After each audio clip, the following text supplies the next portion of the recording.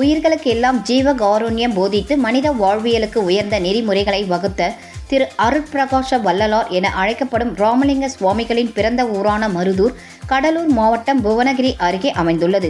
இந்நிலையில் தைப்பூசத்தை முன்னிட்டு வள்ளலார் அவதரித்த இல்லத்தில் 155வது ஆண்டாக ஜோதி தரிசன விழா சிறப்பாக நடைபெற்றது.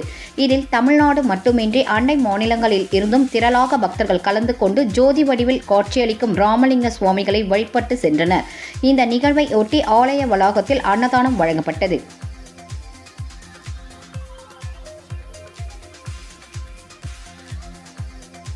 அருட்பெரும் ஜோதி தனிப்பெரும் கருணை. மற்ற கடவுள்களை விட மனித ரூபத்தில் பிறந்து இங்கே உள்ள மக்கள் மூதாதையர்கள்லாம் கண்கூட பார்த்த ஒரு தெய்வம் என்னன்னாக்கா அருட்பெரும் ஜோதி ராமலிங்க அடிகள் மட்டும்தான். வேறு கடவுள்களுக்கெல்லாம் ஒரு ஆதாரங்களோ அல்லது ஒரு பூர்வீக இடமோ இல்லை. ஐயாவுக்கு மட்டும்தான் அந்த பூர்வீக பிறந்த இடம் இன்னமும் இருக்குது.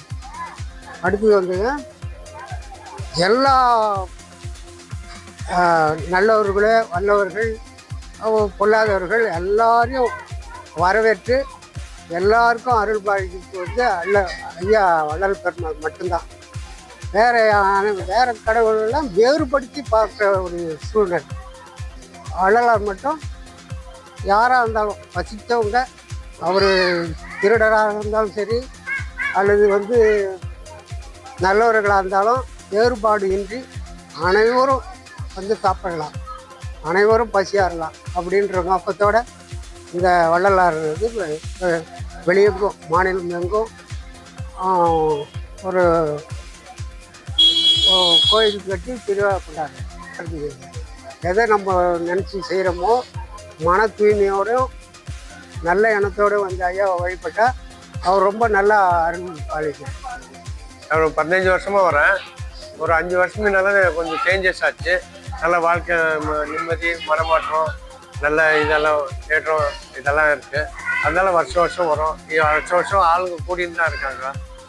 இந்த வருஷம் கூட ஒருத்தர் புதுசாக வந்திருக்காரு, கனடாக்காரர். அது உயிர் கொள்ளாமைன்றது அது ஃபாலோ பண்ண வேண்டிய விஷயம். அது எல்லாரும் கடைபிடிக்கணும்.